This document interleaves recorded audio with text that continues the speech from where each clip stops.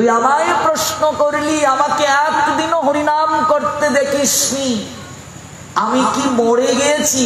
সত্যি রে বাবা, আমি জীবিত থেকেও মরার দলে। তবে তুই আজ আমাকে আবার পুনরায় জীবিত করে দিস। আমি কথা দিলাম তোকে বাবা, আজ থেকে আমি আর হরিনাম ছাড়া একটা দিনও কাটাবো না।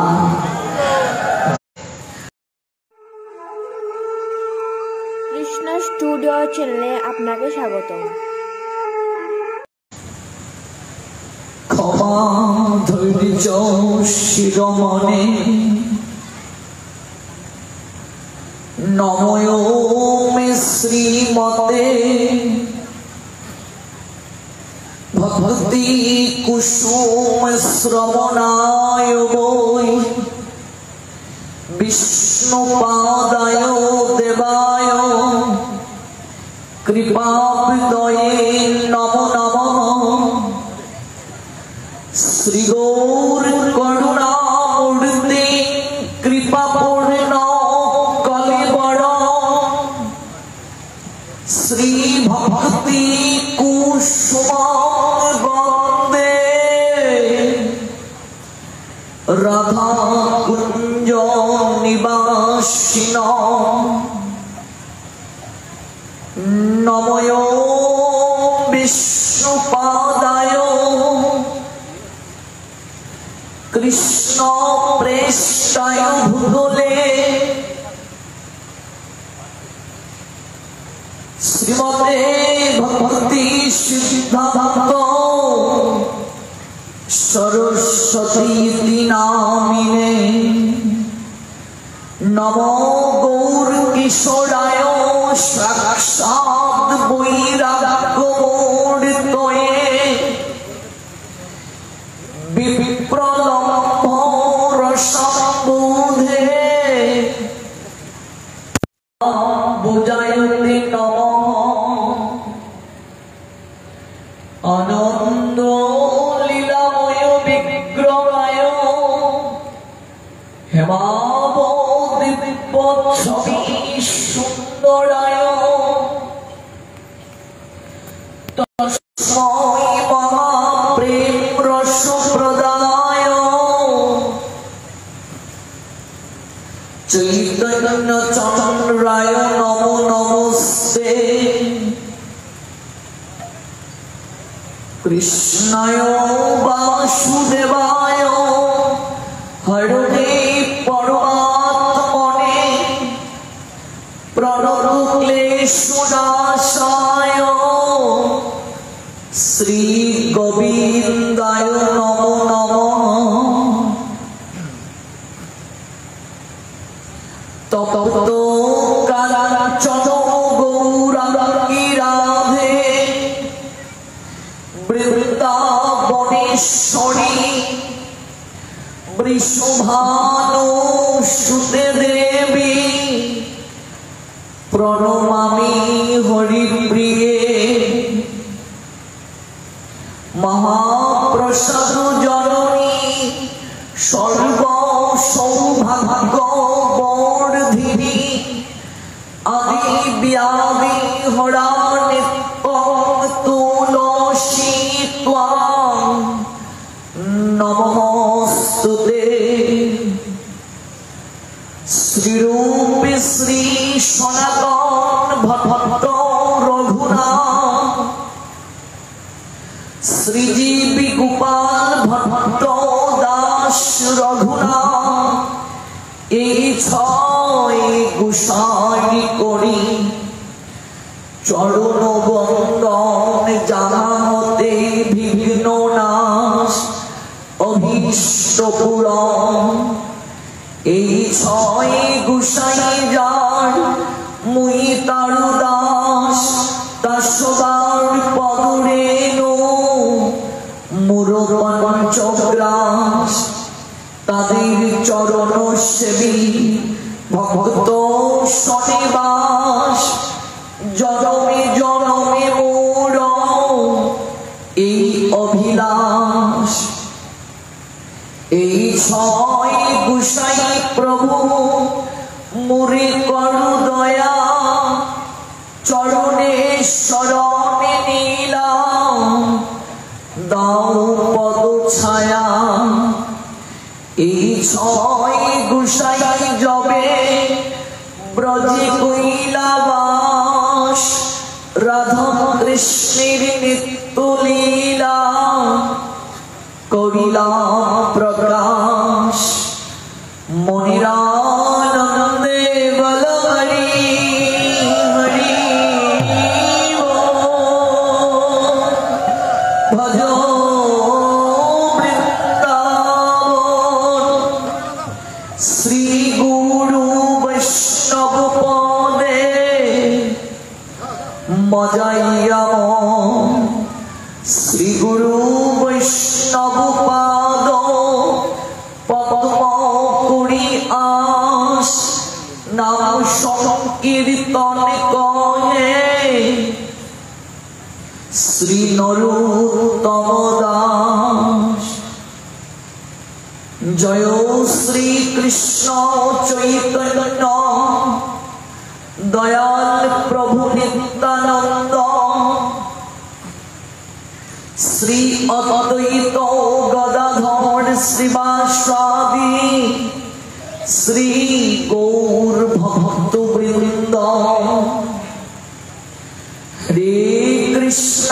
হরে কৃষ্ণ কৃষ্ণ কৃষ্ণ হরে হরে হরে রাম রাম রাম হরে হরে হরে কৃষ্ণ কৃষ্ণ কৃষ্ণ হরে হরে হরে রাম রাম রাম হরে হরে হরে কৃষ্ণ কৃষ্ণ কৃষ্ণ হরে হরে হরে রাম রাম রাম হরে হরে।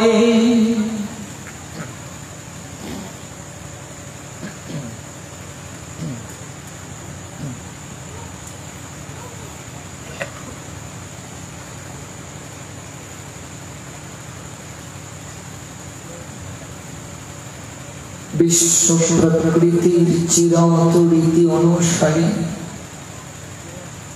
পৃথিবী জুড়ে চলছে পালা বদলির খেলা। তাই সে খেলার সোপানবে একদিকে যেমন বেজে উঠে আগমনী সুর, ঠিক তেমনি সময় অন্যদিকে বেজে উঠে বিদায়ের করুণ সানাই। আগমনী সুরের নৃত্যের মূর্ছনায় অমোঘ ঘন আনন্দের বশবর্তী হয়ে আমাদের চঞ্চল মন ময়ূরের পাখার মতো পেখম তুলে নাচে। নতুনকে বরণ করে নেওয়ার নিমিত্তে আমরা কতই না আনন্দে বিভোর হই, আবার পুরাতনকে বিদায় দিতে গিয়ে আমরা বিষাদ রচনা করে সাঁতার কাটি। কখনো নতুনকে বরণ করে নেওয়ার আনন্দে বিভোর হওয়া, আবার কখনো বা পুরাতনকে বিদায় দিতে গিয়ে গুমড়ে গুমড়ে কাঁদা। কখনো প্রবেশ, আবার কখনো প্রস্থান।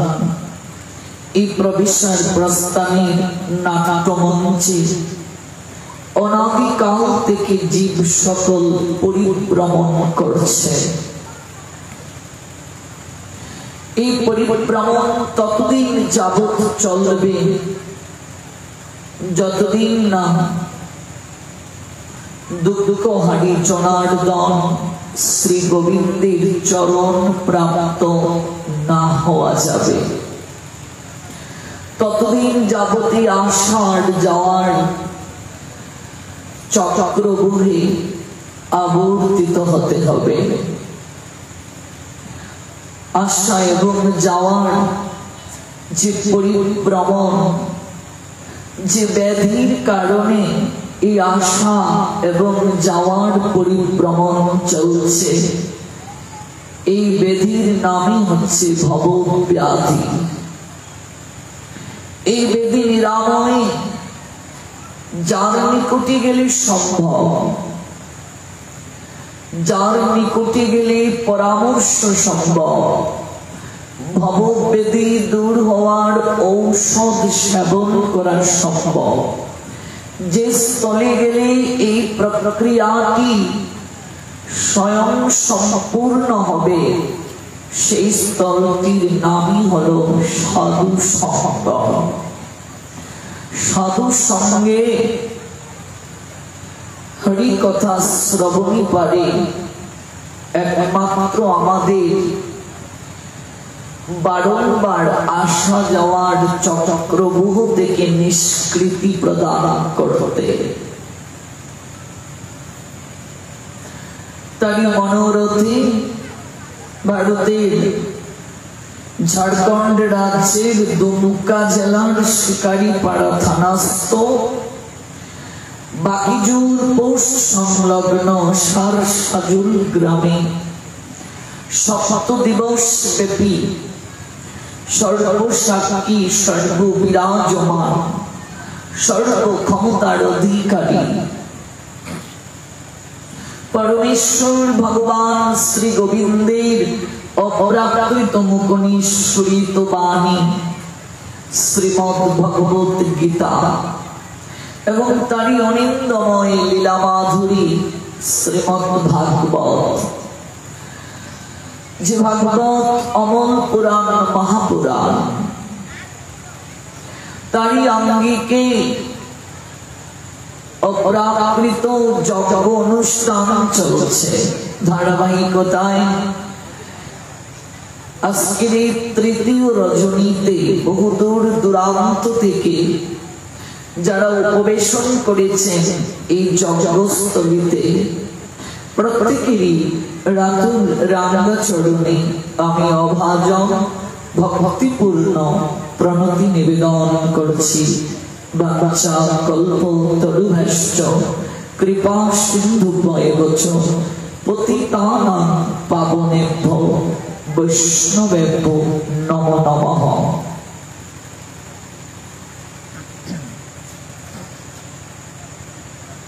কৃতজ্ঞতা নিবেদন করছি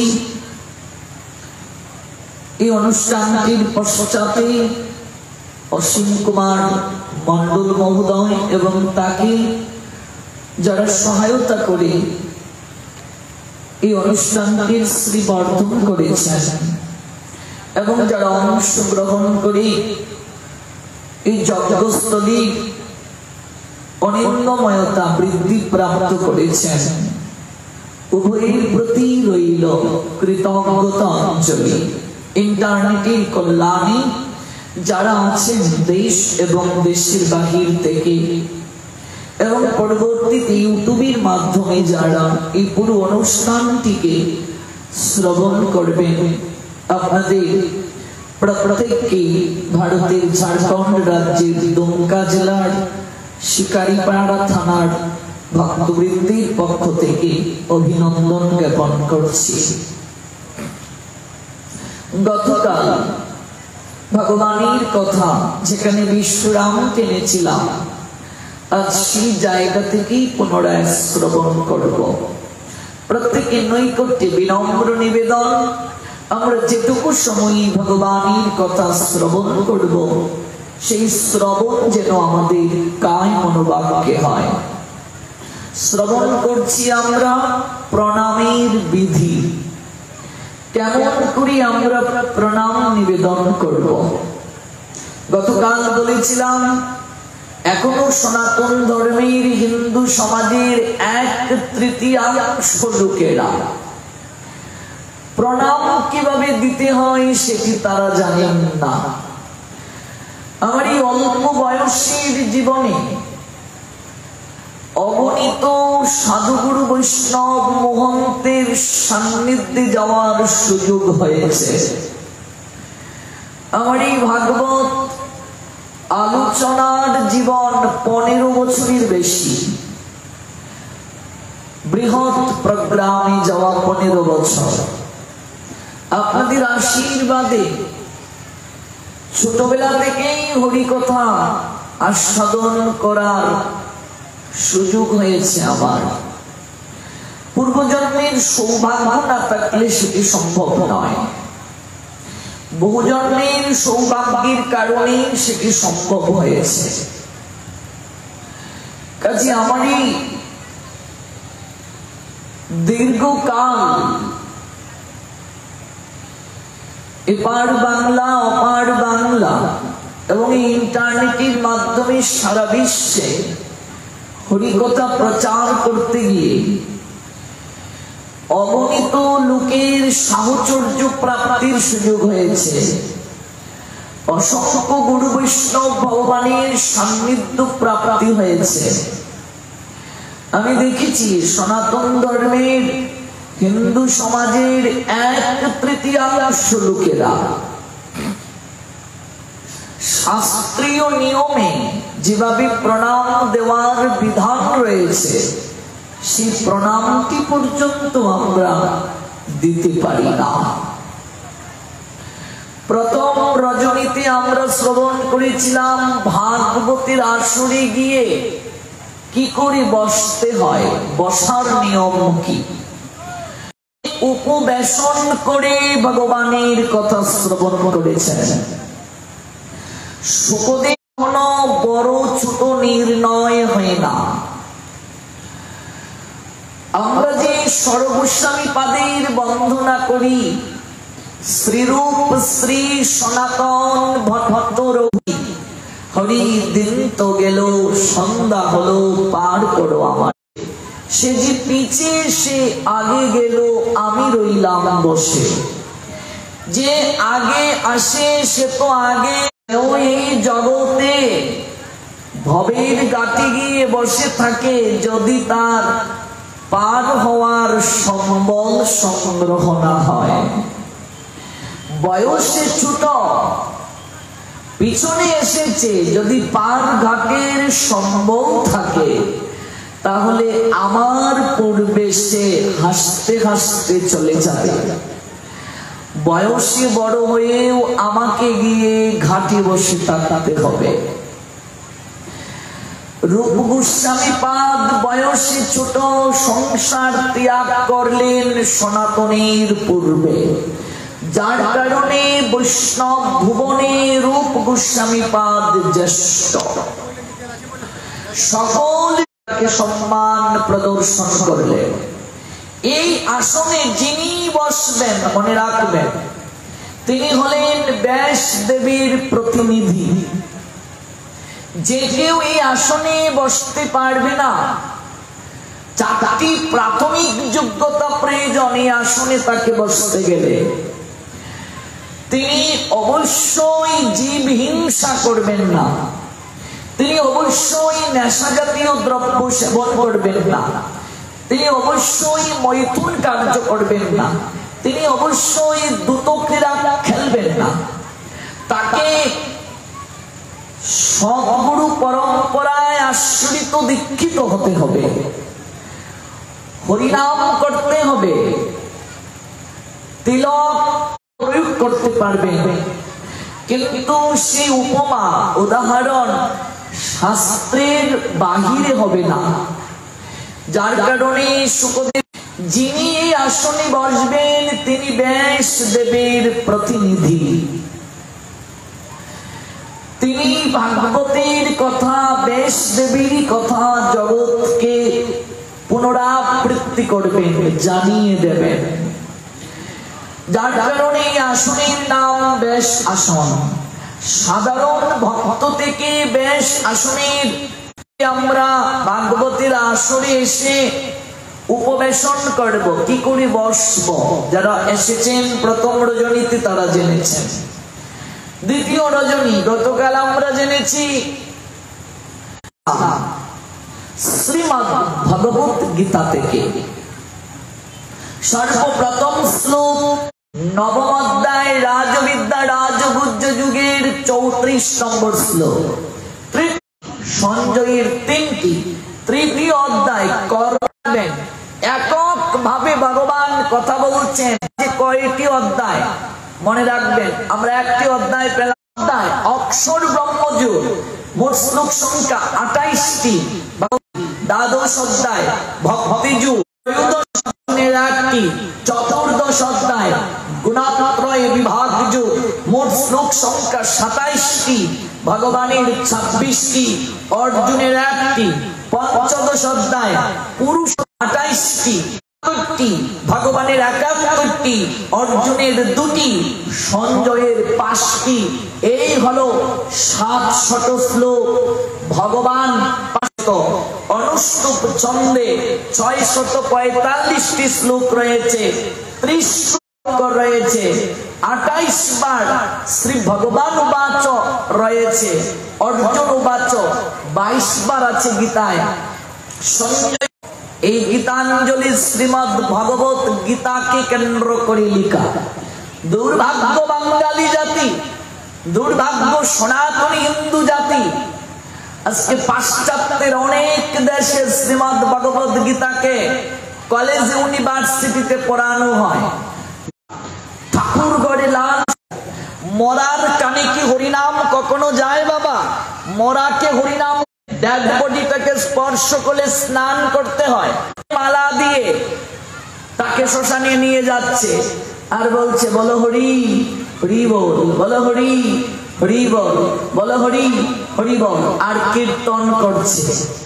একটা নারী শিক্ষা কখনো প্রকৃত শিক্ষা হতে পারে না। সেই শিক্ষা মানুষকে নিম্ন গতি ছাড়া আর কিছু করতে পারে না। আপনার আমার পূর্বপুরুষদের ত্যাগের কথা, অঙ্গীকারের কথা, আমরা 8 ঋষির সন্তান। আমাদের শরীরে আমাদের পূর্বপুরুষদের ঋষিদের রক্ত বইছে। সেই ঋষিদের রক্ত প্রবাহিত শরীরে সনাতন ধর্মের হিন্দু সমাজের লোক আজ ম্লাচ্ছ হয়ে যাচ্ছে, জবন হয়ে যাচ্ছে, আচরণহীন হয়ে ম্লাচ্ছের মতো, জবনের মতো জীবনকে পরিচালনা করছে। এর দায় কাকে দেবেন আপনি? এর দায়বদ্ধতা থেকে কখনো কি নিজেকে গুটিয়ে নেওয়া সম্ভব? গতকাল আস্বাদন করেছিলাম বহুকৌ সংস্কৃতি ফলে মানুষ উত্তম কুলে, তাহাতে আবার ভারতবর্ষে এই দেশে জন্ম নিয়ে যে দেশের ধূলিকণা ভগবানের স্বয়ং তনুমন আর চরণের সঙ্গে একীভূত হয়েছে, ভগবান যে ধূলিকণায় নিজেকে একীভূত করে দিয়েছেন, যে ধূলিকণা ভগবানের পদচারণায় পূত পবিত্র হলো, যুগ যুগ ধরে ভগবান তার পার্শ্বদেরকে দিয়ে যে ধূলিকণাকে নিজে পবিত্র করলেন, তার ভক্তদেরকে দিয়ে পবিত্র করলেন, যে ধূলিকণা অঙ্গে মাখার জন্য, যে ভারত ভূমিতে জন্ম নেওয়ার জন্য দেবতারা পর্যন্ত প্রার্থনা করে ভগবানের চরণে,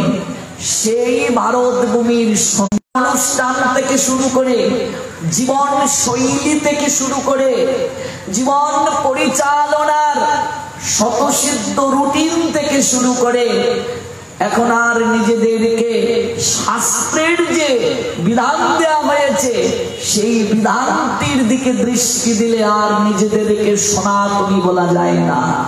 ম্লাচ্ছ হয়ে যাচ্ছি আমরা, জবন হয়ে যাচ্ছি আমরা। জবন কাকে বলে? ম্লাচ্ছ কাকে বলে?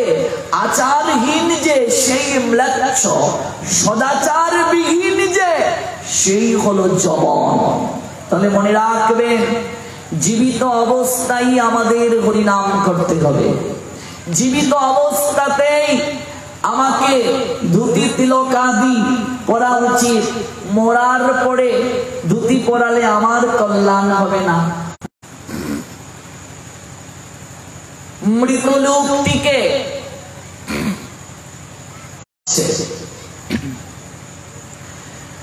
সেই দৃশ্য দেখে একটি ছোট্ট ছেলে তার বাবাকে কৌতূহল, বাবা বলছেন ওরা সবাই হরিনাম কীর্তন করছে।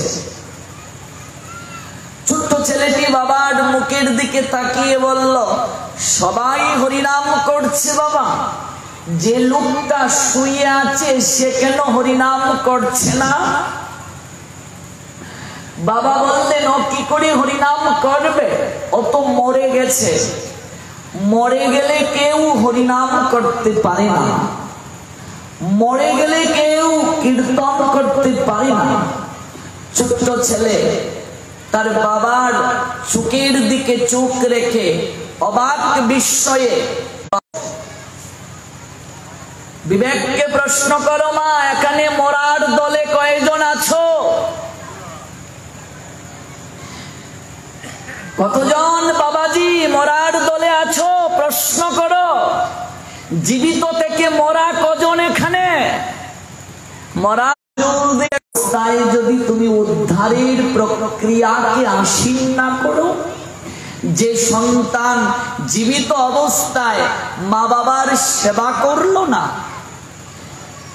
সেই সন্তান যদি মা বাবা মরে যাওয়া চাটির মাঝেও ঘুম পাড়ায়নি, চাটি বুঝো, চাটাই বুঝো, এখন না সুন্দর শব্দ মাদুর, তখনকার কল যারা বুকা লোক যারা অল্প বুদ্ধি সম্পন্ন ব্যক্তিরা স্বর্গে যাওয়ার জন্য কর্ম করে, স্বর্গে গেলে আবার ফিরে আসতে হবে।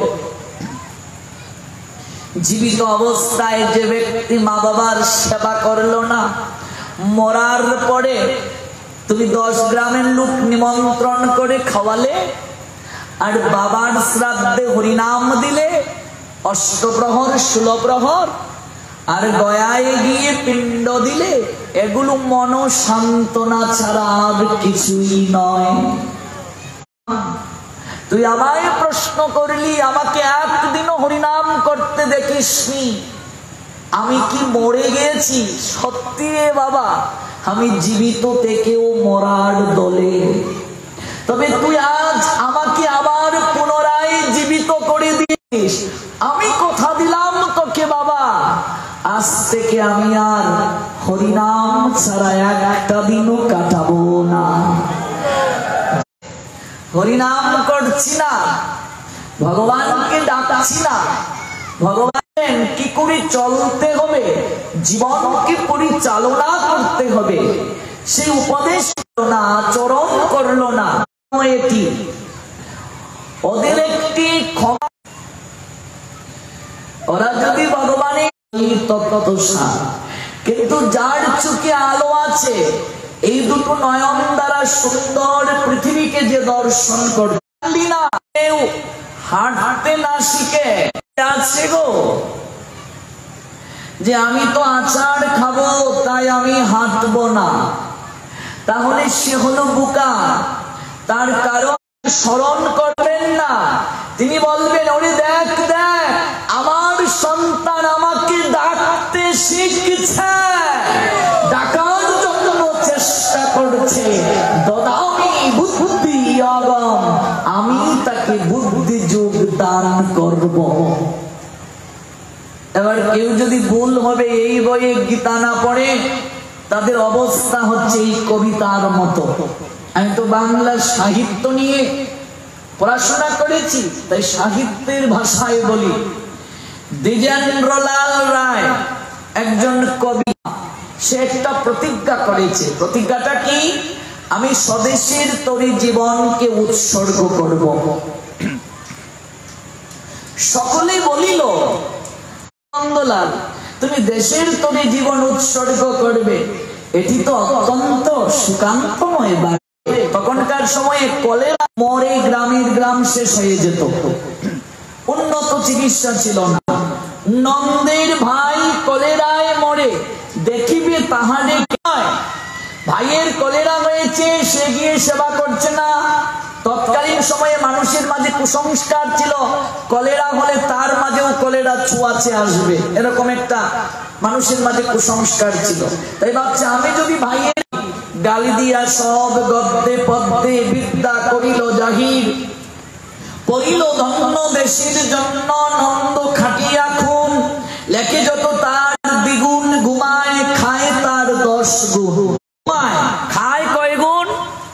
10 গুণ খায়, দ্বিগুণ ঘুমায়, ঘর থেকে বের হয় না, আবার দেশের সেবা করবে। দ্বিগুণ খায়, 10 গুণ।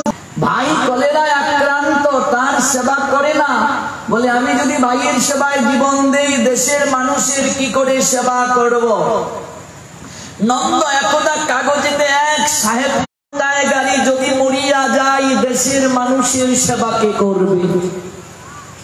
গৌর প্রেমানন্দে বাড়ি থেকে বের হচ্ছে না, কি জানি কি হয়ে যায়, গাড়িতে উঠে না, গাড়ি উল্টাইয়া যদি মরে যায়, দেশের নৌকা ডুবিয়া যায়, মরিয়া গেলে দেশের সেবা করবে কে? হাতে না কখনো সর্প কুকুর যদি কামড় দেয়, মরিয়া গেলে সকলে বলিল ভালো রে বেচারা, দেশ প্রেমিক নন্দলাল, এমন হইও না নন্দলাল। মানুষ বাবা, আমরা কি করে ভগবানের সেবা দেব? পাপ হয় যদি, তাহলে আপনার অবস্থা ওই নন্দলালের মতো হবে। নন্দলালের মতো আপনার হাঁটা শেখা হয় না, জলে না নামলে যেমন সাঁতার শেখা হয় না, তেমনি ভাবে ভক্তি লাভ হবে না। আপনি মিথ্যে কথা বলুন, মাছ মাংস খান, এরপরও তুলসী দিন, এই তুলসী ধীরে ধীরে আপনাকে মিথ্যে ছাড়াবে।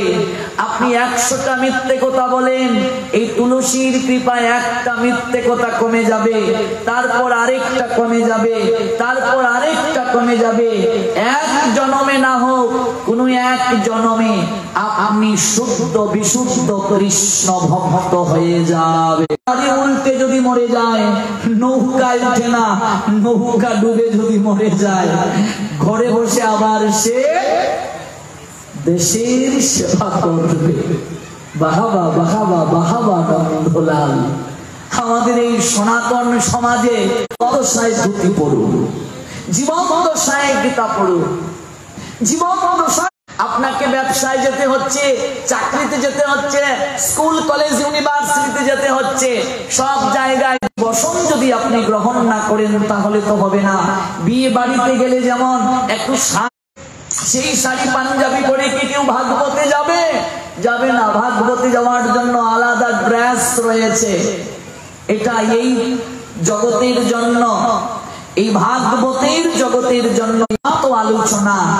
প্রণামের বিধি, প্রণামের বিধি প্রসঙ্গে 3টি শ্লোক, নবম অধ্যায়, অষ্টাদশ অধ্যায় আর চতুর্থ অধ্যায়। চতুর্থ অধ্যায়ের শ্লোক সংখ্যা 34, যে চতুর্থ অধ্যায়ে মোট শ্লোক আছে 42টি, ভগবানের 41টি, অর্জুনের জ্ঞানীন তত্ত্বদর্শিনঃ। যদি কেউ জ্ঞান লাভ করতে চায়, গতকাল বলছিলাম জ্ঞান কয় প্রকার? 2 প্রকার। বিদ্যা কয় প্রকার? 2 প্রকার, গতকাল আমরা জেনেছিলাম। সর্বপ্রথমেই তাকে কি করতে হবে? প্রণিপাতেন। কেউ যদি আশীর্বাদ পেতে চায় গুরুজনের নিকট থেকে, ভগবানের নিকট থেকে কৃপা পেতে চায় যদি কেউ, আশীষ পেতে চায় যদি কেউ, জ্ঞান প্রাপ্ত, ভগবান বললেন প্রণিপাতেন। শুনো হে জীব সকল, যদি কিছুই করতে না পারেন আপনি, অন্তত 3 বেলা ভগবানকে প্রণামটা দিন। আর কিছু কয় বেলা? 3 বেলা। সকালে প্রণামের বিধি কখন? সন্ধ্যান্নিকের সময় কখন? সূর্য উদয়ের আগের 24 মিনিট, সূর্য উদয়ের পরের 24 মিনিট, এই 48 মিনিটের মাঝে আপনাকে সকাল বেলার প্রণাম দিতে হবে, ভগবানকে প্রার্থনা করতে হবে। এটিকে বলে মুহূর্ত। মুহূর্ত 30 প্রকার বিষ্ণু পুরাণে আছে। এই 30 প্রকার মুহূর্ত ব্যাখ্যা করলে 30 ঘন্টাতেও শেষ হবে না। এই 30 প্রকার মুহূর্তের মাঝে এক প্রকার মুহূর্ত, যার নাম ব্রাহ্ম মুহূর্ত। এই মহৎ হচ্ছে 2টি মুহূর্ত, একটি হচ্ছে ব্রাহ্ম মুহূর্ত আর একটি হচ্ছে সমুদ্র মুহূর্ত। ব্রাহ্ম মুহূর্ত 2 মহৎ মুহূর্তের মাঝে সর্বশ্রেষ্ঠ মহৎ মুহূর্ত, যে ব্রাহ্ম মুহূর্তে সকল কার্য করার বিধান দিয়েছেন শাস্ত্র। যখন যে সময় সেই সময়ে সেই কার্য না করলে, কারণ আপনি বীজ মন্ত্রের যথাযথ কৃপা লাভ করবে, সহায়তা করে ভগবানের সঙ্গে সম্পর্ক স্থাপন করতে। ভজনের জন্য পরিবেশ প্রয়োজন হয় না, কনিষ্ঠ অধিকারী সাধুর সঙ্গ করলে জীবন পরিবর্তন হয় না। তাহলে উত্তম অধিকারী সাধু প্রেম ভক্তির মহাজনকে, এই বৈষ্ণব সমাজের তো জানা অবশ্যই দরকার। প্রেম ভক্তি মহাজন কাকে বলে?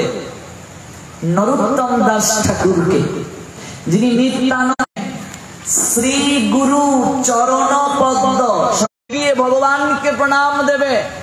সর্বপ্রথমেই প্রণাম নয়, গিয়েই প্রণাম না। গতকাল আমি এই নিয়ে বিস্তৃত ব্যাখ্যা করেছি।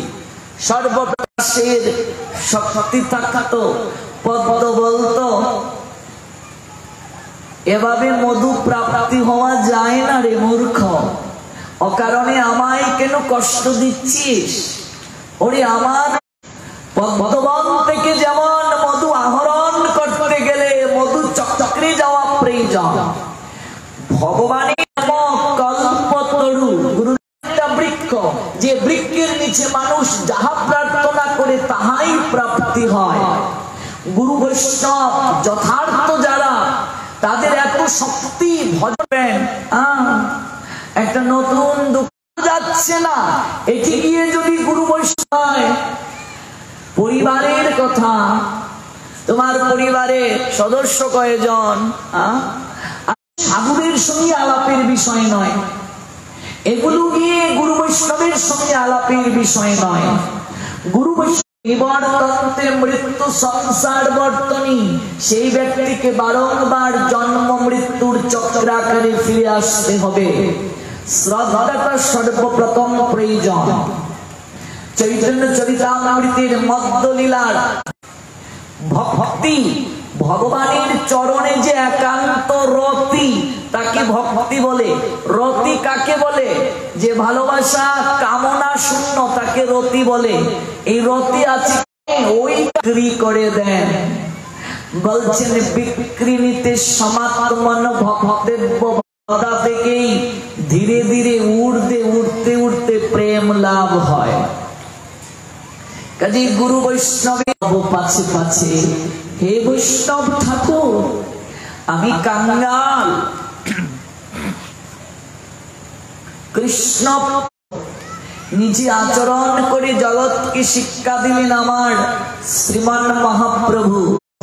Action a great man perfect follow, and whatever he stands by exemplary acts, all the world pursue, say, prescribed for me within all the three planetary systems, nor am I in want of anything on my part that clutches Almighty Creator Krishna said, Srimad Bhagavad Gita 3:21 verse, whatever action a great man performs, common men follow, and whatever he stands by exemplary acts, all the world pursue.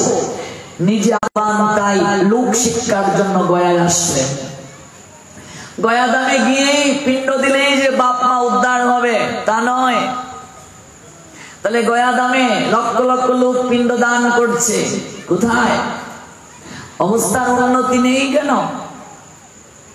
বর্তমানে তীর্থস্থানগুলো, ধামগুলো আমরা অপবিত্র করে ফেলছি। দশবিধ নামক অপরাধ, ধাম অপরাধ আছে। 10টা ধাম অপরাধের মাঝে একটি অপরাধ হচ্ছে ধামকে যখন ব্যবসার কেন্দ্রবিন্দু করা হয়, ধামের মহিমা নষ্ট হয়ে যায়। একই নারকেল 50 জনের কাছে বিক্রি করা হচ্ছে। পিণ্ডের সামগ্রী একই জিনিস সবাইকে দেয়া হচ্ছে।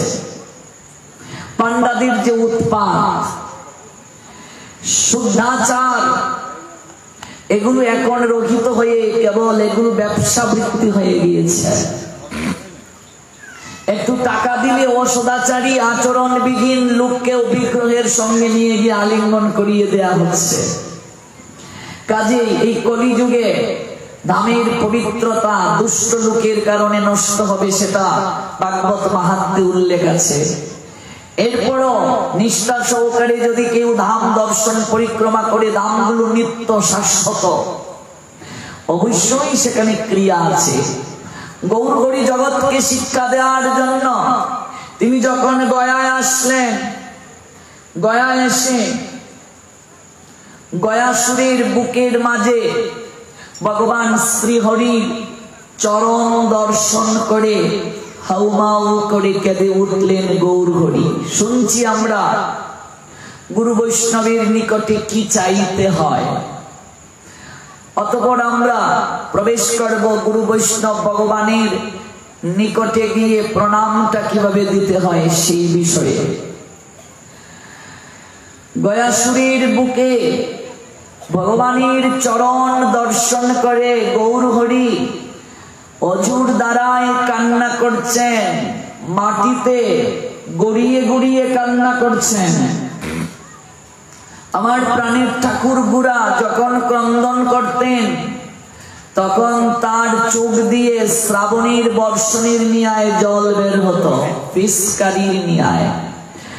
রথযাত্রায় যখন গৌরহরি রাধাভাবে বিভোর হয়ে জগন্নাথ দর্শন করে নীলাচলে রথের অগ্রে ক্রন্দন করতেন, নিজেকে রাধা ভাবে ভাবাপন্ন করে জগন্নাথকে কৃষ্ণ দর্শন করে গৌরহরি যখন কাঁদতেন, বধূ কি আর বলিব আমি, তুমি তো আমার সকলই জানো, আমার জীবন মরণে প্রতি জনমে জনমে বধূ প্রাণনাথ হইল তুমি। সামনে যারা থাকতো নয়নের জলে তারা ভিজে যেত। কৃষ্ণ বিরহে ক্রন্দন করে গৌরাঙ্গ এমনই জগৎকে লীলা দেখালেন। আজ গয়াসুরের বক্ষের মাঝে ভগবান শ্রীহরির চরণ দর্শন করে কেঁদে কেঁদে গৌরাঙ্গ সুন্দর মাথার মাঝে হস্ত দ্বারা আঘাত করছেন আর বলছেন, হে গয়াসুর, তোমার মতো সৌভাগ্যবান আর জগতে কেউ নাই। তুমি অসুর হয়ে ব্রহ্মাদি দেবতারও দুর্লভ প্রাপ্তি যে চরণ, সেই চরণ তুমি বক্ষে স্থাপন করার সুযোগ পেলে। হে গয়াসুর, মানুষ না হয়ে তোমার মতো যদি অসুর হতে পারতাম, হে গয়াসুর, যদি অসুর হতাম তাহলে আমার জীবন ধন্য হতো। অসুর হয়ে তুমি ভগবানের চরণ বক্ষে স্থাপন করে অনন্তকাল ধরে সেই চরণ সেবা করার অধিকার পেলে। আর এই মানব জন্ম লাভ করে জীবন আমার বিফলে চলে গেল। পাইয়া মনুষ্য জন্ম না চিন্তিলে কৃষ্ণ কর্ম, হেলায় হেলায় কাটাইলে বেলা। হরি হরি বিফলে জন্ম গোয়াইনু, মনুষ্য জন্ম পাইয়া রাধা কৃষ্ণ না বুঝিয়া জানিয়া শুনিয়া বিষ খাইনু। এ দুর্লভ মনুষ্য জীবন পেয়ে কৃষ্ণ ভজন করতে পারলাম না। কাঁদছেন আর মাথার মাঝে হস্ত দিয়ে আঘাত করছেন। ও গয়াসুর, আমায় কৃপা করো তুমি, অসুরের কাছে প্রার্থনা করছেন। দেখো, অমামিনা মানদেন কীর্তনীয় সদা হরি, আমায় কৃপা করো, আমায় কৃপা করো, এই বলে মস্তকে আঘাত করছেন গৌর সুন্দর আর কাঁদছেন। এই দৃশ্য অবলোকন করলে ঈশ্বর পরিপাত, যার পূর্বপুরুষের নিবাস আমাদের শ্রীহট্টে, যার আবির্ভাব স্থান হালি শহর এই বঙ্গে, সেই ঈশ্বর পরিপাত এই দৃশ্য দর্শন করলেন। দর্শন করে বললেন, আহারে, তত কাঞ্চনের মতো গায়ের বরণ এই যুবকটি যেন কাঁচা সোনা, এতো অজুর দ্বারাই কান্না করছে। ছেলেটি তো সাধারণ কেহ নয়, নিকটে একটু যাওয়া দরকার। ঈশ্বর পরিপাত সম্মুখে এসে গৌর হরিকে দর্শন করে পূর্ব স্মৃতি স্মরণ করলেন। আহা, এত সাধারণ কোন যুবক নয়, এত নদিয়ার কেবল বিহারী সোনার গৌরাঙ্গ নয়, এটা তো তার অভিনয় জগৎকে শিক্ষা দেওয়ার জন্য। এত স্বয়ং পূর্ণ ব্রহ্ম ভগবান অনাদিরাদি শ্রী গোবিন্দ এসেছেন আজ জগৎকে শিক্ষা দেওয়ার জন্য। এত স্বয়ং কৃষ্ণচন্দ্র আপনি হয়ে হরি কেন বলো হরি হরি হরি বলে কেন কাঁদো? কানাই কি অভাবে কার ভাবি ভাই ব্রজ ছেড়ে এলে, মধুর বৃন্দাবন তেজ করে দেশান্তরী হলে। ও কানাই, শিরে চূড়া নাই, করে বাসি নাই, গলে নাই রে বনমালা। তুমি আপনি হয়ে হরি কেন বলো হরি হরি হরি বলে কেন কাঁদো? নিজে না কাঁদলে জগৎ কাঁদবে না। তাই আজ নদিয়ার পূর্ণ ইন্দু গৌরাঙ্গ সুন্দর কৃষ্ণ কৃষ্ণ বলে কেঁদে কেঁদে জগৎকে দেখাচ্ছেন। ওরে জগৎ জীব, মায়ায় আচ্ছন্ন জগৎ জীব, বাবা মরলে কাঁদো তোমরা, মা মরলে কাঁদো, বন্ধু বিরহে প্রিয়জনের বিয়োগে তোমরা ক্রন্দন করো, নয়নের জলে ভাসো, অনিত্য জনের প্রতি মহাচ্ছন্ন হও।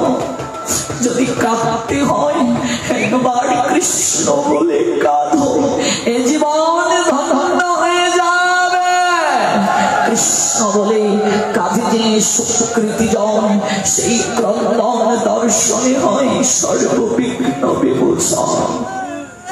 ঈশ্বর পরিবার তাই আজ সম্মুখে এসে দাঁড়ালেন, কিন্তু তিনি নিজেকে প্রকাশ করছেন না। লীলায় যেন ব্যাঘাত না হয়।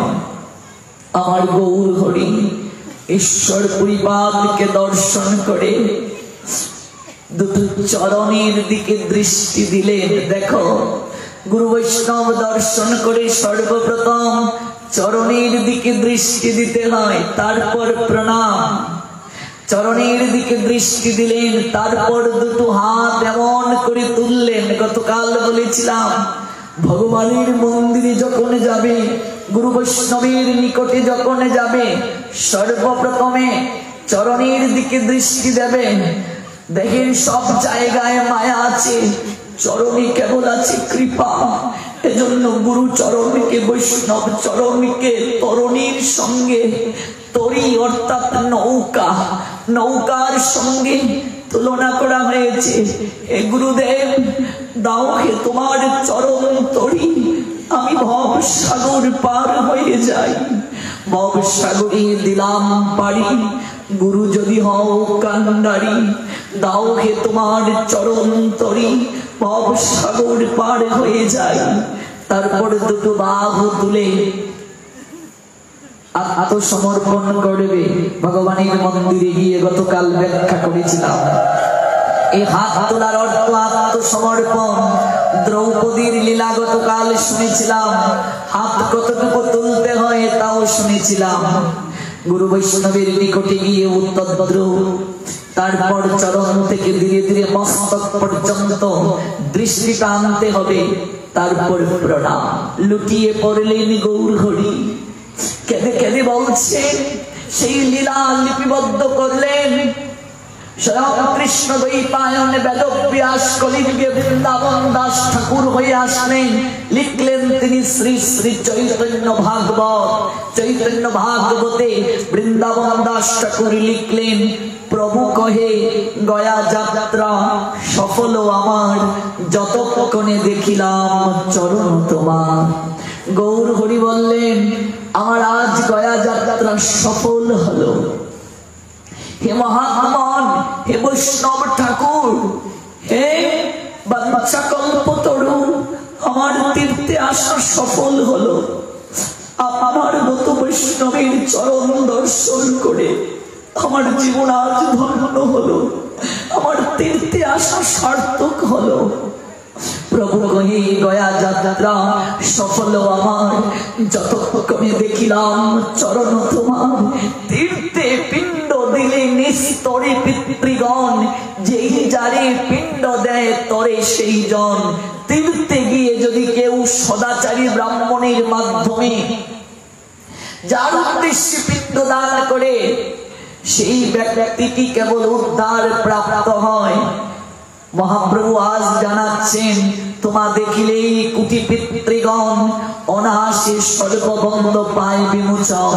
হে বৈষ্ণব ঠাকুর, আপনার মতো বৈষ্ণব যদি কারো ভাগ্যে একবার দর্শন হয়ে যায়, আপনার মতো সাধুর চরণ যদি কারো দর্শন হয়ে যায়, আপনার মতো বৈষ্ণবের চরণ ধুলি যদি কারো মস্তকে লেপন করার সৌভাগ্য হয়ে যায়, কোটি কোটি পিতৃপুরুষগণ পিণ্ডদানের প্রয়োজন নেই, দর্শনের সঙ্গে সঙ্গে ভবের বন্ধন থেকে মুক্ত হয়ে গোলক ধামে গমন করবে।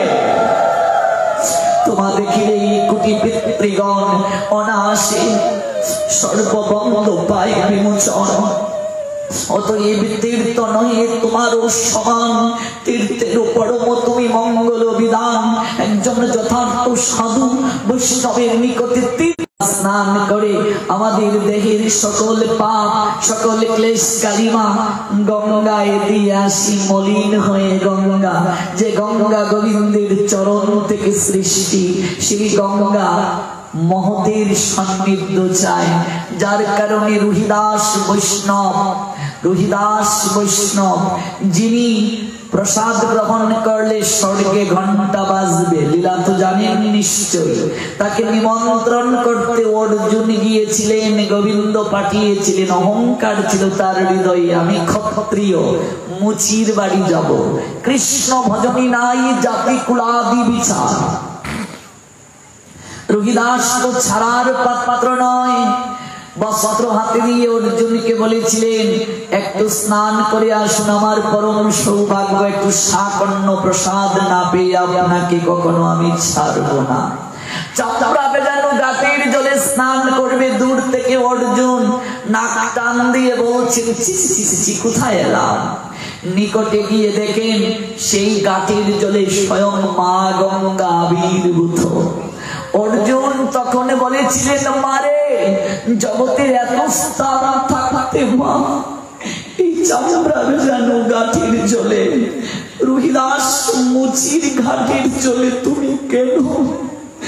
মা সেদিন বলেছিলেন, ওরে জগতের কত লোক তাদের পাপ স্নাত হয়ে আমায় দিয়ে যায়, আর আমি অপেক্ষা করি রুহিদাসের মতো বৈষ্ণবের চরণ ধুলি পাওয়ার জন্য, যার চরণ ধুলিতে অভিষিক্ত হয়ে আমি নির্মল হয়ে যাই। অর্জুনের ভুল ভেঙেছিল, লুটিয়ে এসে পড়েছিলেন রুহিদাসের চরণে, আর কেঁদে কেঁদে বলেছিলেন, আমি অভাজন, আমি অহংকারী, আমি আপনার এই চরণ দর্শনের যোগ্য নই। এই অভাজনকে একটু চরণ ধুলি দানে বাধিত করুন, যেন হৃদয় থেকে অহংকার দূরীভূত হয়ে হৃদয়ে নিষ্ঠা আসে, শ্রদ্ধা আসে, প্রেম আসে। যথার্থ সাধু তীর্থকে পবিত্র করেন। মহাপ্রভু স্বয়ং বললেন, অতএব তীর্থ নহে তোমারও সমান, তীর্থেরও পরম তুমি মঙ্গল বিধান। এবার গৌর হরি ঈশ্বর পরিপাদের চরণ প্রান্তে কেঁদে কেঁদে বলছেন, হে বৈষ্ণব ঠাকুর, আমি আপনার কাছে ভিক্ষা চাই, আমার কাছে ভিক্ষা। ঈশ্বর পরিবাদ মনে মনে বলছেন, প্রভু তুমি জগতের গুরু, হাস তুমি আমার কাছে কি কথা বলছো? ঈশ্বর পুরীকে ধন্য করিলেন শ্রী চৈতন্য জগৎ গুরু গৌর মহাপ্রভু। নিজে লীলা করে আচরণ করে জগৎ শিক্ষা দিলেন, আচরণ না করলে জগৎ গ্রহণ করবে না। কি ভিক্ষা চাও তুমি যুবক? মহাপ্রভু তখন জগৎকে জানালেন, দেখো জগৎ জীব, গুরু বৈষ্ণবের নিকটে গিয়ে কি চাইতে হয়, কি আলাপন করতে হয় শিখে নাও। নিচে আচরণ করছেন গৌর হরি, কেঁদে কেঁদে উত্তরীয়টা পেতে আজ গৌর হরি ঈশ্বর হরিপাদকে বলছেন, সংসার সমুদ্র হইতে উদ্ধার হরে, এই আমি দেহ সমর্পিলাম তোমারে। হে বৈষ্ণব ঠাকুর, এই সংসার এটি সাগর, কুল কিনারাহীন। সাঁতরে কুলের সন্ধান পাচ্ছি না। এই সংসার সাগরে হাবুডুবু খাচ্ছি, নাকানি চুপানি খাচ্ছি। আমার পক্ষে এই সাগর সাঁতরে পার হওয়া সম্ভব নয়। আমার একটা তরি প্রয়োজন ঠাকুর, সাগর পাড়ি দেবার একটা যানবাহন প্রয়োজন, একটা নৌকা প্রয়োজন। আর আপনাকে দর্শন করে আমার মনে হলো এই সাগর পাড়ি দেওয়ার তরি আমি পেয়ে গেছি আপনার দুটি অভয় চরণ। আমি তরি পেয়ে গেছি, সংসার সমুদ্র হইতে উদ্ধার হরে আমায় আপনি কৃপা করে উদ্ধার করুন। এই আমি দেহ সমর্পিলাম তোমারে, আমার এই দেহ আমি আপনার চরণে সঁপে দিলাম। আপনার যা ইচ্ছে তাই করুন, আপনি আমায় কৃপা করুন, শাস্তি দান করুন, মৃত্যু দণ্ড দিন, যা খুশি তাই করুন। আমি আপনার কৃতদাস, আপনার যা ইচ্ছে করুন। কৃষ্ণ পাদ পদ্মের অমৃত রসপান আমারই করাও তুমি এই চাহিদাম। হে বৈষ্ণব ঠাকুর, আমি বড় কাঙ্গাল, আমি বড় পতিত। ভগবান বলছেন কেঁদে কেঁদে, ভগবান জানালেন আমি যদি না কাঁদি, মায়ায় আবদ্ধ সংসারী জীবের কোনদিন কৃষ্ণ বলে নয়নের জল ঝরবে না। যে নাম যে কৃষ্ণ কথা পাশাটাকে গলিয়ে দিতে পারে বাবা। বৃন্দাবনে গেলে দেখবে চরণ পাহাড় নামে একটি পাহাড় আছে। কৃষ্ণের বংশীধ্বনি, কৃষ্ণের অপ্রাকৃত সুরলহরী, কৃষ্ণ কথা, কৃষ্ণ নাম অভেদ ভগবান কৃষ্ণের সঙ্গে। যেদিন বংশীতে নিনাদ তুলেছিলেন কৃষ্ণচন্দ্র ভগবান, গাবিগণ হাম্বা রূপে ছুটছিল, ব্রজ গোপিকাগণ ছুটছিল। পাথরগুলো সেদিন আক্ষেপ করেছিল। পাথরের ভাষা ভাবুক আচার্য লিখলেন, পাথর তো আর প্রকাশ করতে পারছে না ভাষা, তাই আচার্যগণ লিখলেন হৃদয়ের কথা। আচার্যগণ লিখলেন গ্রন্থে, পাথরগুলো যেন ভাবছে আহা গোবিন্দ, 84 লক্ষ জন্মের মাঝে স্থাবর জন্মে আমরা এসেছি। যাদের চলার শক্তি আছে তোমার চরণে মিলিত হওয়ার জন্য, তারা ছুটছে গোবিন্দ। আমাদের সেই সৌভাগ্য নাই। তাই পাথরগুলো সেদিন গলে গিয়েছিল বিরহে ব্যথিত হয়ে, আর আক্ষেপ করেছিল হে গোবিন্দ, একটিবার আমাদের বকের মাঝে তুমি ত্রিভঙ্গিম রূপে বাসি হাতে দাঁড়াইও গোবিন্দ, যেন তোমার পদচিহ্নকে অনন্তকাল ধরে আমরা ধারণ করে থাকতে পারি।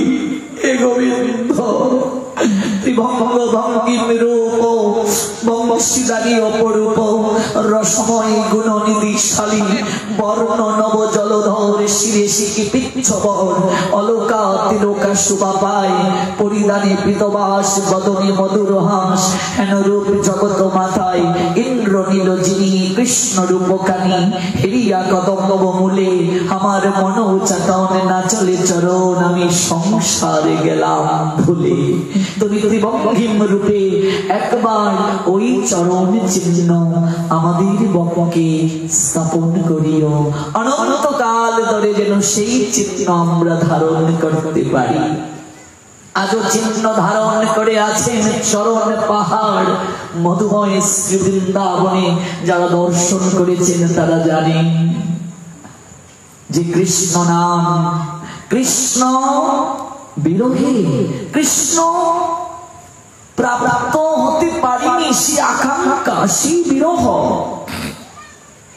পাথর যদি গলাতে পারে বাবা অনুভূতিহীনের হৃদয়ে যদি অনুভব জাগাতে পারে আরে রক্তে মাংসে গড়া দেহ যে মনুষ্য দেহ দুর্লভ সকল জন্মের শ্রেষ্ঠ জন্ম যে জন্মে বিরাট হুঁশিয়ার দিয়েছেন ভগবান আর ওই জন্মে কৃষ্ণ কথা শুনি কৃষ্ণ নাম শুনি আমাদের মন গলে না আমাদের হৃদয়ে দ্রবীভূত হয় না অপরাধ বোধ কাজ করে না প্রায়শ্চিত্তের ইচ্ছে জাগে না অনুভব হয় না কত পাপী আমরা ভগবান তুমি কত করুণাময় তোমার সকল দান গ্রহণ করেছি ভিখারির মতো তুমি মালিক সেটা ভুলে গেলাম এই অপরাধ বোধ জাগে না হৃদয় দ্রবীভূত হই না সত্যি কি মানুষ আমরা বাবা সত্যি কি আমাদের মন নরম না না না না না মহাজন বললেন আমাদের মন পাষাণ থেকেও পাষাণ আমাদের মন পাথর থেকেও শক্ত মহাজন কি বলছেন জানেন মহাজন কেঁদে কেঁদে বলছে ভগবানে যদি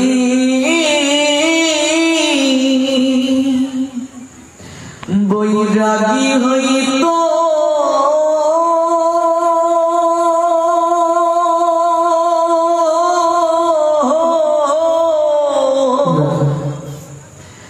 কৃষ্ণ নামটি সদা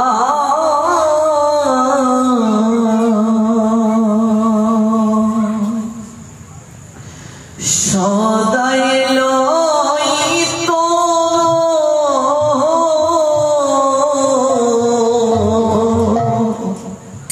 মন যদি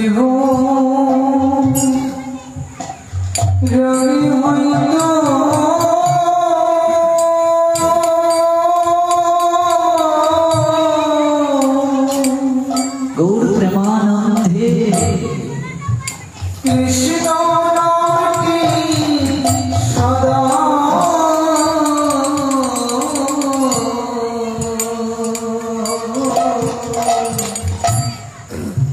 সদাই লইত আমার মনে যদি রাগে হইত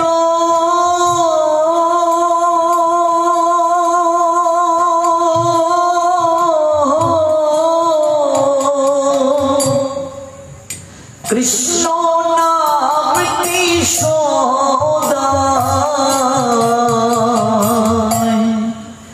সদাই লইত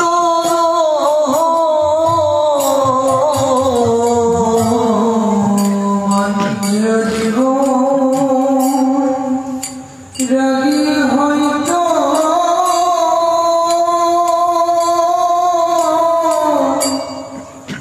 কৃষ্ণ নামটি সদা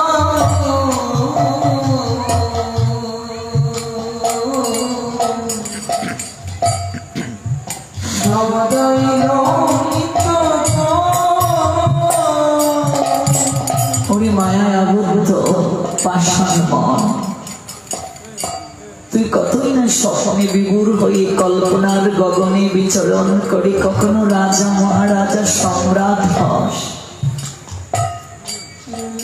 তুই কত কিছু হস রে,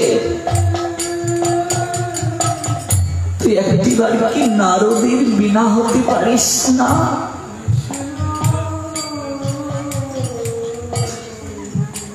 যে নারদের বিনা দিবানি শ্রীকৃষ্ণ গুণ কীর্তন করে।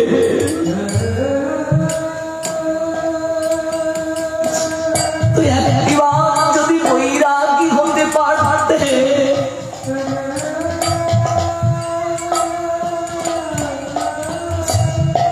তাহলে দিবানিশি হা কৃষ্ণ কৃষ্ণ বলে নয়ন জলে ভাসছে।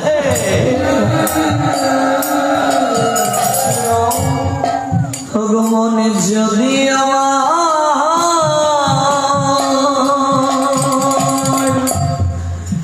বৈরাগী হইত,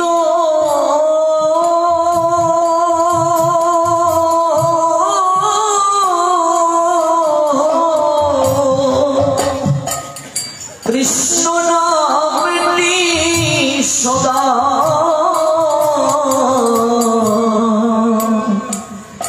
সদাই লইত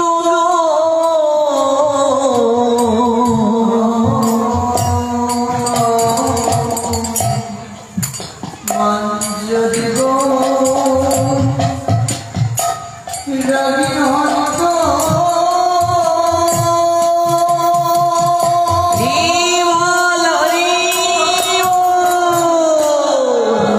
কৃষ্ণ নামটি সদা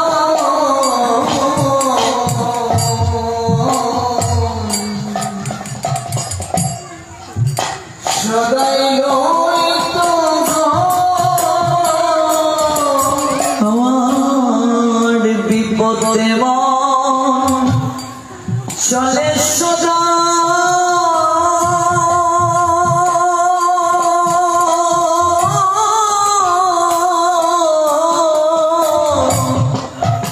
সুপদে মন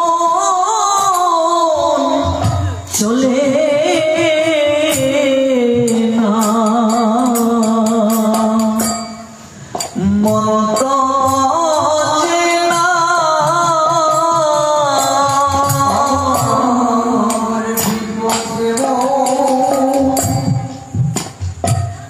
চলে সদা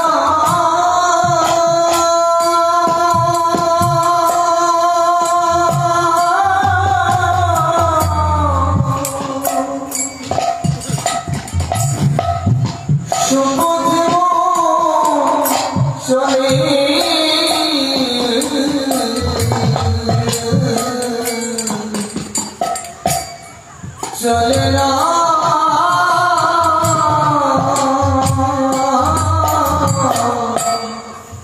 মত হয়ে মধু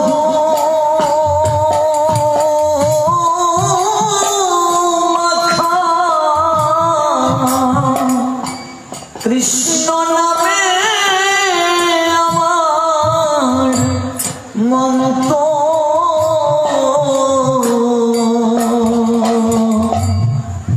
মন তো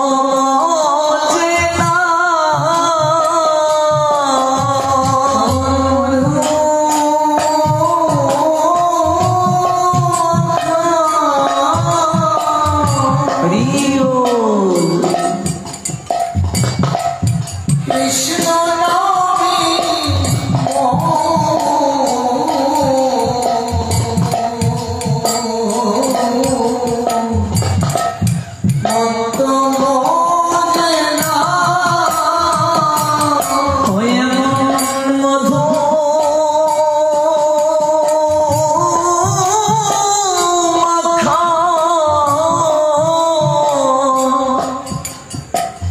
কৃষ্ণ নামে আমার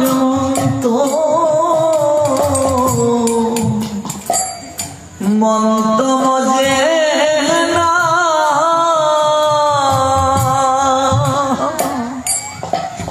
নমো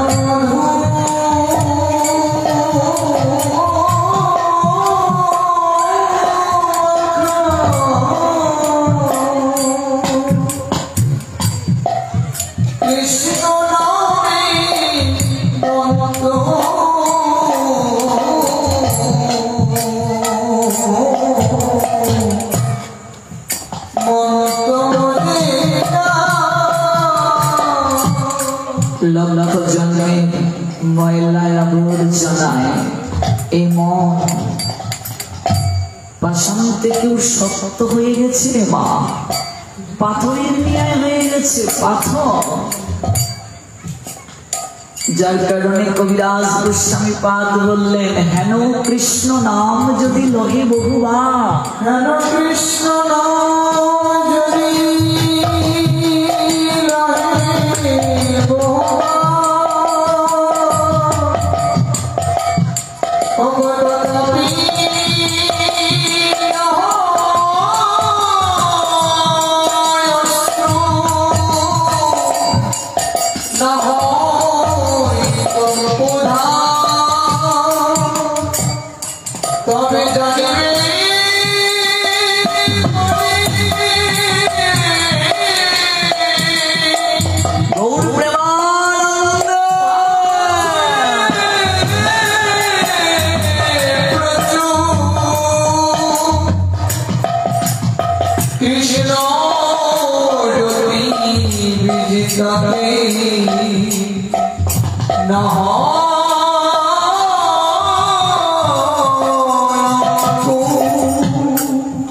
কৃষ্ণ নাম বহুবার নেয়ার পড়ো, কৃষ্ণ কথা শ্রবণের পড়ো, যদি হৃদয় না গলে নয়নে প্রেমাশ্রু না আসে, অষ্টসাত্বিকের লক্ষণ প্রকাশ না পায়, বুঝবে সেই নাম গ্রহণে অপরাধ রয়েছে।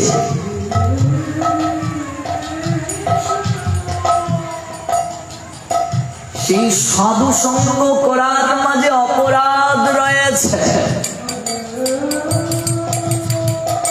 ভগবানের কথার এত শক্তি গো মা, অচৈতন্যের হৃদয়ে চৈতন্যের বীজ বপন করে, অচৈতন্যকে চৈতন্য দান করতে কৃষ্ণচন্দ্রের চৈতন্য নাম ধারণ। তাই আসছে কেঁদে কেঁদে গৌর হরি বলছেন, কৃষ্ণ পাদপদ্মের অমৃত রস পান, আমারই করাও তুমি এই চাহি দান, আমি আর কিছুই চাই না। আমি ভিখারি, আমি কান্না, আমার মতো দরিদ্র কেউ নেই। গৌর হরির ভাষায় দরিদ্রকে, গরিবকে, কাঙ্গালকে কৃষ্ণ ধনে বিনা ব্যর্থ,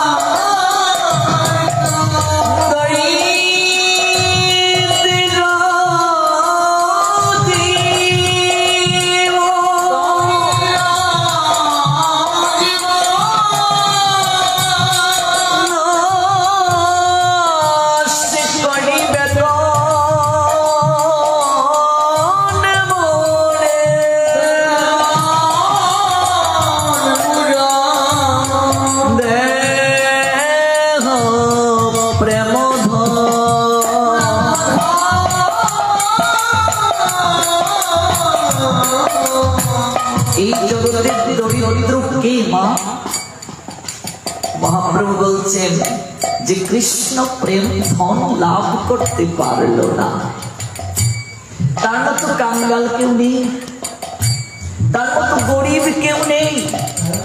অর্ধবিত্ত বৈভব তোমার আছে, কিছুই তোমার সঙ্গের সঙ্গী হবে না। তাই গৌর হরি ভিক্ষা চাইছেন, কৃষ্ণ পাদপদ্মের অমৃত রস পান, আমারই করাও তুমি এই চাহিদা, আমাকে আমাকে সেই প্রেম ধন আপনি আস্বাদন করান।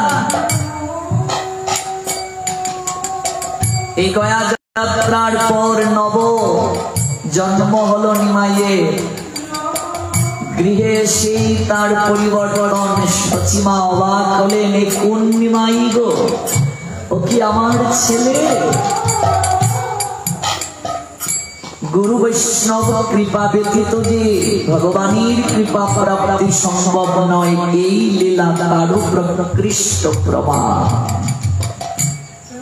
জানলাম কি চাইতে হয় গুরু বৈষ্ণবের নিকটে। কেউ যদি আপনাকে জিজ্ঞেস করে আপনি কেমন আছেন, কি উত্তর দেবেন? অনেকে বলে ভালো আছি, ভগবান ভালো রেখেছে। যথাযথ উত্তর হলো না। মনুষ্য জীব কখনো নিজের চেষ্টায় ভালো থাকতে পারে না। এই জগৎটা ভালো থাকার জায়গা না। চৈতন্য চরিতামৃত উত্তর দিলেন, গুরু বৈষ্ণব ভগবান তিনের শরণ, তিনের শরণে সর্ববিঘ্ন হয় বিমোচন। যদি আপনাকে কেউ জিজ্ঞেস করে কেমন আছেন, কি বলবে? গুরু বৈষ্ণব ভগবানের কৃপায় ভালো আছি। গুরু বৈষ্ণব কৃপা না হলে ভগবানের কৃপা প্রাপ্তি সম্ভব নয়। গুরু বৈষ্ণবের নিকটে কি চাইতে হয়ে জানলাম। ভগবানও তাই বললেন, তদ্বিদ্ধি প্রণিপাতেন পরিপ্রশ্নেন সেবয়া উপদেক্ষন্তিতে জ্ঞানম জ্ঞানীন তত্ত্বদর্শিনঃ। তত্ত্বদ্রষ্টার নিকটে গিয়ে প্রথমে প্রণাম দেবে। প্রত্যেক মা বাবার দায়িত্ব সন্তানকে সকাল দুপুর সন্ধ্যা নিজে প্রণাম দিয়ে শেখানো। গুরু বৈষ্ণব গৃহে গেলে মা বাবা বলে, বাবা একটু প্রণাম কর। বাচ্চা তখন প্রণাম করে না, মা বাবা লজ্জা পান। তার কারণ ওই মা বাবা বাচ্চাকে শেখাননি প্রণাম দিতে, নিজেই দেন না, সন্তান শিখবে কি করে? প্রণাম দিতে শেখাও। কার চরণে মাথা নত করতে হয়, কার চরণে নত হলে কিছু পাওয়া যায়। শ্রীমদ ভাগবত জানালেন, শিরমত পাদয় কৃত্য বাহুবেঞ্চ পরস্পরম প্রপন্নং পাহিমামিষ ভিতং মৃত্যু গ্রহার নবৎ। ভগবানের মন্দিরে গেলে চরণ থেকে মস্তক পর্যন্ত দৃষ্টি দিলে তারপর হাতটা এমন করে তুলবে। বিষ্ণু তত্ত্বকে বামে রেখে প্রণাম। গতকাল জানলাম শক্তি তত্ত্বকে কিভাবে ডানে রেখে প্রণাম। এবার এই মন্ত্রটার বাংলা কি? দক্ষিণ বাম হস্ত দ্বারা আমার দক্ষিণ বাম চরণ ধারণ করবে। গুরু বৈষ্ণবকে যখন প্রণাম দেবে এইভাবে প্রণাম। ডান হাতটা গুরুদেবের কিংবা বৈষ্ণবের মনে মনে চিন্তা করতে হবে ডান চরণ স্পর্শ করা হয়েছে, বাম পাটা বাম চরণ স্পর্শ করা হয়েছে। ভাগবত বলছেন ভগবানকে প্রণাম দেবে। বাবাজিরা সাষ্টাঙ্গে 8টা অঙ্গ লাগতে হবে প্রণামের সময়। মায়েরা প্রণাম দেবে পঞ্চাঙ্গে, 5টা অঙ্গ লাগতে হবে। ভগবান বলছেন দক্ষিণ বাম হস্ত দ্বারা আমার দক্ষিণ বাম চরণ ধারণ করে আমার চরণ মস্তকে অর্পণ করেছ। মনে মনে চিন্তা করবে, হে প্রভু, আমি মৃত্যুর আক্রমণ রূপ সমুদ্র হতে ভীত হয়ে তোমার চরণে শরণাপন্ন হয়েছি, তুমি আমায় রক্ষা করো। প্রণামের আগে হাত তুলে আত্মসমর্পণ করতে হবে, তারপর প্রণাম দেবে। প্রণাম কবার দিতে হয়? 4 বার। মনে রাখবে, 4 বার প্রণাম দেওয়ার বিধি। ভগবানকে ভোগ নিবেদন করেছ, বাহিরে এসে 4 বার প্রণাম। ঘুম থেকে উঠে ভগবানকে 4 বার প্রণাম দিতে হয়। এখন আমরা একবারই প্রণাম দিতে পারি না, 4 বার কি করে দেব? কি করে দেব? যদি অসমর্থ হয় অবশ্যই 3 বার তাকে প্রণাম দিতে হবে। শক্তি থাকলে অধিক। গরুরং দক্ষিণে কৃত্তা কুরিয়াত তৎপৃষ্ঠতে বৃধঃ অবশ্যঞ্চ প্রণামং স্ত্রীণ শতশ্চে দধি কাদিকান। বিগ্রহ প্রাঙ্গণস্থ গরুর স্তম্ভ দক্ষিণ ভাগে রাখে, শ্রী বিগ্রহকে বাম দিকে রেখে প্রণাম অবশ্যই 3 বার করবে। অসমর্থ হলে, শক্তি না থাকলে 3 বার, তা না হলে অধিক বার করবে। এখন এখানে এসে গুরু বৈষ্ণবের নিকটে একবারই প্রণাম দিচ্ছি, কিন্তু ভগবানকে প্রণাম দেওয়ার সময় 3 বার প্রণাম দেবে। 3 বার প্রণাম কি মাটিতে পড়ে, এখানেই 3 বার মাথা টোকালে হবে না, আবার উঠতে হবে, আবার দণ্ডবোধ দিতে হবে, আবার উঠতে হবে, আবার দণ্ডবোধ দিতে হবে। আগামীকাল থেকে সকালবেলা শুরু করুন 3 বার করে প্রণাম। এটাই শাস্ত্রের নির্দেশ। 3 বার করে প্রণাম দিতে হয়। আপনি আরতি করে জয়ধ্বনির পরে প্রণাম দেবেন, 3 বার প্রণাম। ভগবানের বিগ্রহ দর্শন মাত্রই প্রণাম, স্থান শুদ্ধি প্রভৃতি অপেক্ষা করবে না, কারণ ভগবানের সম্মুখে সকল স্থানই পবিত্র। বাবাজিরা যখন প্রণাম দেবে আগম বাক্য বলছেন, দুর্গুণ পদ্মাঞ্চ জানুবে মুরসা শিরসা দৃশা মনসা বচসা চেতি প্রণাম অষ্টাঙ্গিত। বাবাজিরা প্রণাম দেওয়ার সময় হস্তদ্বয় 2 হাত লাগবে, পদদ্বয় 2 চরণ লাগবে, জানুদয় 2 জানু লাগবে, বক্ষস্থল বুক স্পর্শ করতে হবে মাটিতে, মস্তক মাথা স্পর্শ করতে হবে, চক্ষু 2 চোখ মাটিতে স্পর্শ করতে হবে, মন আর বাক্য এই 8টি অঙ্গের সমন্বয়ে প্রণাম দিতে হবে। একবার প্রণাম দিলে কি হয়, শাস্ত্র কি বলছে আগামীকাল ব্যাখ্যা করব। একটা প্রণাম যদি কেউ শাস্ত্রের নিয়মে দিতে পারে, আমি বলছিলাম যদি প্রণাম নিয়ে কেবল আমি ব্যাখ্যা করি, গুরু কৃপায় 7 দিনে কিছুই জানা হবে না। 1 2 3 4 দিনে কি আলোচনা করব বলুন? শুধু প্রণাম নিয়ে যদি ব্যাখ্যা করি 7 দিনে মোটামুটি কিছুটা জানতে পারবো। এই 3 দিন চলে গেল, এখনো প্রণামেরই সকল ক্রিয়া জানা হলো না। কত কিছু যে জানার আছে বলুন। প্রণাম দেওয়ার সময় হস্তদয়, পদদয়, জানুদয়, বক্ষস্থল, মস্তক, চক্ষু, মন, বাক্য, শুধু অঙ্গ লাগলে হবে না, মন আর বাক্যকে একীভূত করতে হবে। আবার শিব ঠাকুরকে যখন প্রণাম দেবে, মা দুর্গাকে যখন প্রণাম দেবে, ভগবান বিষ্ণু তত্ত্বের মন্দিরে প্রণাম দেবে, মহাপুরুষের মন্দিরে প্রণাম দেবে, আলাদা আলাদা প্রণামের বিধি। পত্নী পতিকে প্রণাম দেবে, আলাদা নিয়ম আছে। পিতামাতাকে সন্তান প্রণাম দেবে, আলাদা নিয়ম। গুরু বৈষ্ণবকে প্রণাম দেবে, আলাদা নিয়ম আছে। দক্ষিণ বাম হস্ত দ্বারা ভগবানের দক্ষিণ বাম চরণ ধারণ করে তার চরণ মস্তকে স্থাপন করেছ। এই যে বাক্য, মনার বাক্য, এটা মনে মনে চিন্তা করতে হবে। ভগবান প্রসিদ্ধ, হস্তপদ জানু বক্ষ মস্তক ভূমিতে লুণ্ঠিত হলেই তদ্বারা প্রণাম হয়। এগুলোর মাঝে একটা অঙ্গ যদি অনুপস্থিত থাকে, সেই প্রণাম কখনো প্রণাম বলে গণ্য নয়। ভালো করে বুঝো। মায়েরা কখনো দণ্ডবত শব্দটি উচ্চারণ করবে না। আজকাল মায়েরাও বলে দণ্ডবত প্রভু, দণ্ডবত প্রণাম না। মায়েরা কেবল বলবে প্রণাম কিংবা প্রণিপাত, দণ্ডবত বলবে না।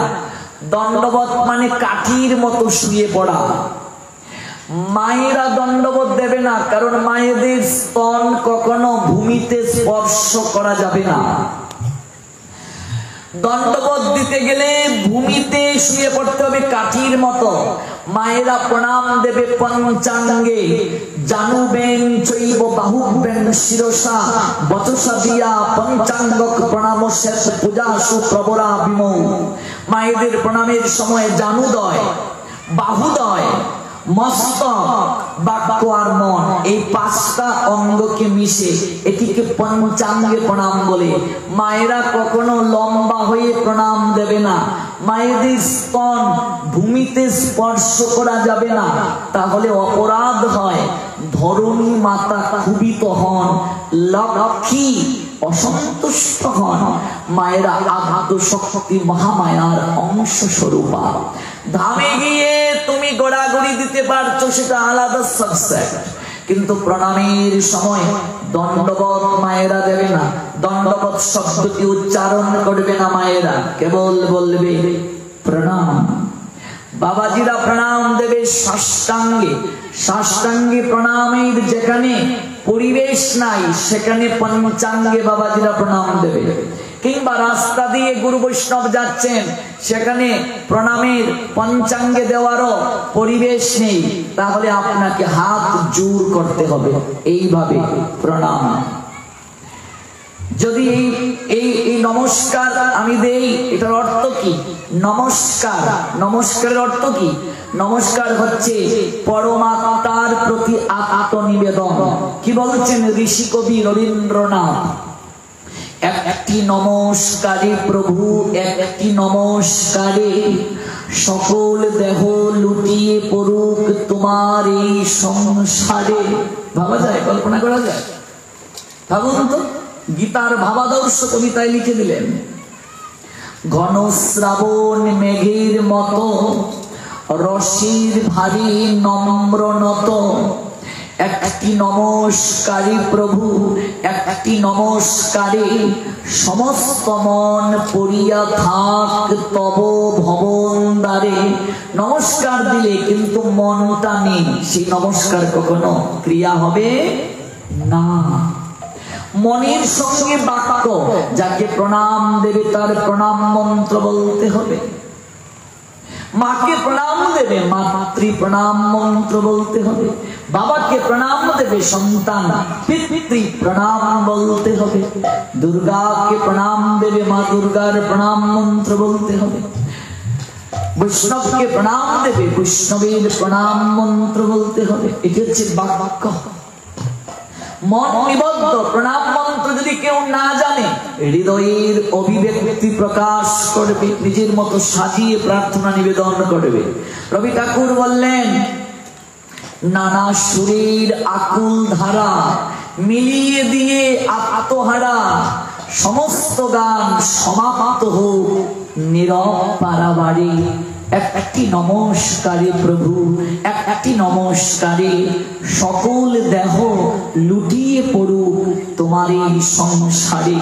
হংস যেমন মানস যাত্রী, তেমনি সারা দিবারাত্রি একটি নমস্কারে প্রভু, একটি নমস্কারে সমস্ত প্রাণ উড়ে চলুক মহামরণ পারে। আজকাল আমরা ভগবানকে প্রণাম দেই এমন ভাবে, এর থেকে আর লজ্জা হতে পারে?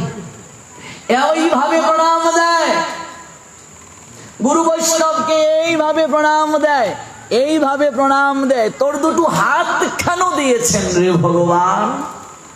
তোর এই চরণ কেন দিয়েছেন ভগবান? আজ ভগবানকে প্রণাম দিতে গিয়ে মাথা নত হয় না, পিতামাতার চরণে সন্তানের মাথা নত হয় না, গুরুজনের চরণে মাথা নত হয় না, সাধু বৈষ্ণবের চরণে মাথা নত হয় না। আমি এইভাবে প্রণাম দেই। বৌমারা শাশুড়িদেরকে এখন ডিজিটাল প্রণাম দেয়। দুর্গা পূজায় গিয়েছে, দুর্গা পূজায় গিয়ে ডিজিটাল প্রণাম দেয়। কালকে জানবে, এক হাতে যদি কেউ প্রণাম দেয়, এইভাবে যদি কেউ প্রণাম দেয়, তাহলে তার কি পাপ হয় আগামীকাল ব্যাখ্যা করব। এক হাতে প্রণাম দিলে তার কি হয়, এইভাবে যারা প্রণাম দেয়, এইভাবে যারা প্রণাম দেয় তাদের কি হয়? কেউ যদি নত হতে না পারে, এটা তার দুর্ভাগ্য। যৌবন থাকতে কোনোদিন মাথা নত করনি, তাই ভগবান ডান্ডার বাড়ি দিয়ে আজকে নিচু হতে তোমায় দিচ্ছে না, এটা তোমার দুর্ভাগ্য। কেউ যদি সেজদা দিতে না পারে, তাই বলে নামাজের নিয়ম কখনো পরিবর্তন হয় না, এটা তার ফিজিক্যালি ট্রাবল। নামাজের নিয়ম আপন গতিতে চলে। কেউ অসমর্থ হলে তার কথা আলাদা। আমি সমর্থ ব্যক্তি, আমি কেন এইভাবে প্রণাম দেব? আমি কেন এইভাবে প্রণাম দেব? এইভাবে যদি কেউ প্রণাম দেয়, এইভাবে যদি কেউ প্রণাম দেয়, তার কি হয় আগামীকাল জানবো আমরা। তার আগে রবি ঠাকুরের দুটো কবিতার লাইন শুনিয়ে শেষ করব।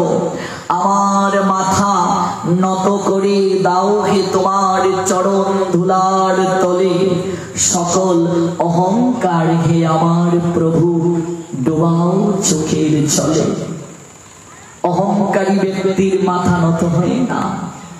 আর কবিগুরু বললেন, আমার মাথা নত করে দাও প্রভু তোমার চরণ তলে, যেন আমার সকল অহংকার নয়নীর জলে আমি ধুয়ে মুছে পরিষ্কার করতে পারি। নিজেরই করিতে গৌরব দান, নিজেরই কেবল করি অপমান, আপনার শুধু ঘেরিয়া ঘেরিয়া ঘুরে মরি পলে পলে, সকল অহংকার হে আমার ডুবাও চোখের জলে।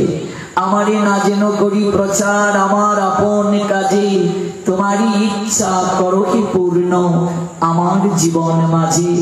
যাচি হে তোমার চরম শান্তি, পরাণে তোমার পরম কান্তি, আমারে আড়াল করিয়া দাঁড়াও হৃদয় পদ্ম দলে। সকল অহংকার হে আমার ডুবাও চোখের জলে, আমার মাথা নত করে দাও হে তোমার চরণ ধুলার তলে। সকল অহংকার হে আমার প্রভু ডোবাও চোখের জলে। আগামীকাল প্রণামের মহিমা এবং এক হাতে প্রণাম দিলে কি অপরাধ হয়, তার শাস্তি কি, সেই বিষয়ে আমরা বিস্তৃতভাবে শ্রবণ করব ঠিক সন্ধ্যা 7 ঘটিকায়। একবার সবাই বলুন, নিতাই গৌর সীতানাথ প্রেমানন্দে হরি বল। জয় জয় শ্রী রাধে, হরে কৃষ্ণ। ভিডিওটি আপনার ভালো লাগলে লাইক, কমেন্ট এবং সাবস্ক্রাইব করুন।